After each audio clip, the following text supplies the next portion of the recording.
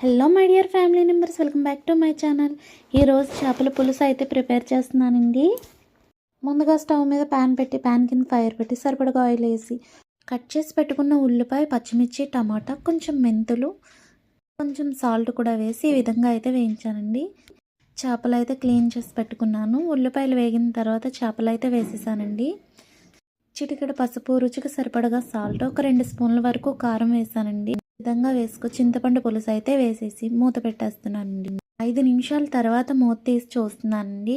ఈ పులుసు అయితే ఒక 50% వరకు ఉడికిపోయింది. ఇందులో గరం మసాలా పేస్ట్ అయితే వేస్తున్నానండి. ఈ విధంగా వేసుకుని ఒకసారి గిన్నెని తిప్పుతున్నాను. గరిటె పెట్టడం అయితే ముక్కలు విడిపోతాయండి. చూడండి, వేడి వేడి చేపల పులుసు అయితే రెడీ అయిపోయిందండి. టేస్ట్ మాత్రం చాలా బాగుంది. చేప పేరు అయితే చైనా చేప అండి.